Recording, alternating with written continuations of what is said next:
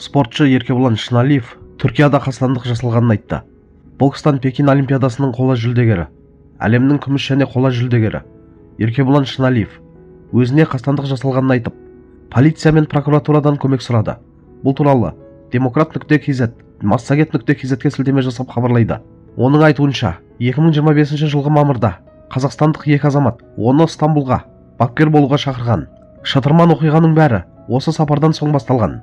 Стамбулға барғанда сол азаматтардың үйінде 10 күндей тұрдым. Екеуіне бапкер болып, жаттығулар жасадық. Елге оралғаннан кейін Шыңғыс Мұқашев қайта хабарласып, бір-екі азаматтың аяқ қолын сындыру керегін айтты.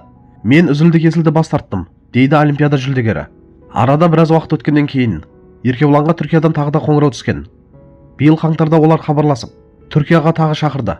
Әрі бапкер боласың, әрі жаңа жоспарлар бар деді. Мен барған соң әуежайдан күтіп алып, Стамбулдан 150-200 шақырым алыстағы орманға алып барды да, тастанды ғимаратқа кіргізді. Басыма оқталған тапанша тақап, бір қағаздарды көрсетті. Ұлттық қауіпсіздік комитетінің өкілімін деп айтасың деп мәжбүрледі. Мен қорыққанымнан талап еткеннің бәрін айтып бердім, дейді Шыналиев. Оның сөзінше, орманда тағы бірнеше адам болған.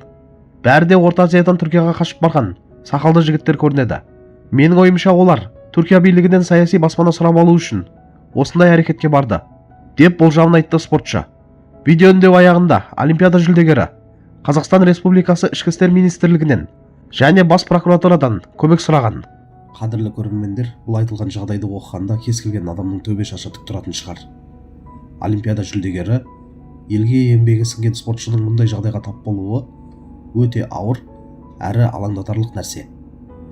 Еркебұлан Шыналиевтің сөзіне қарасақ, ол әуел бастан заңсыз әрекетке барудан бас тартқан, яғни қылмысқа араласпауға тырысқан. Бұл оның адамдық ұстанымын көрсетеді.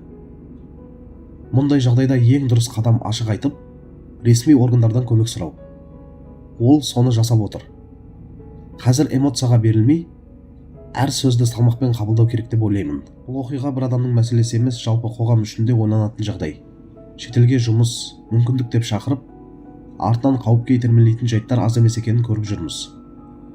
Сондықтан әр ұсынысқа сақтықпен қарау керек. Ал құқық қорғау органдары бұл іске нүкте қоюы тиіс шығар.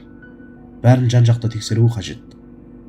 Қарапайым халық ретінде бізге тек бір жақты айып тақпай, тергеу қорытындысын күту ғана қалады. Ең бастысы әділдік орнап, кінәлілер болса, заң алдында жауап берсін. Ал жәбір көрген адам қорғансыз қалмасын.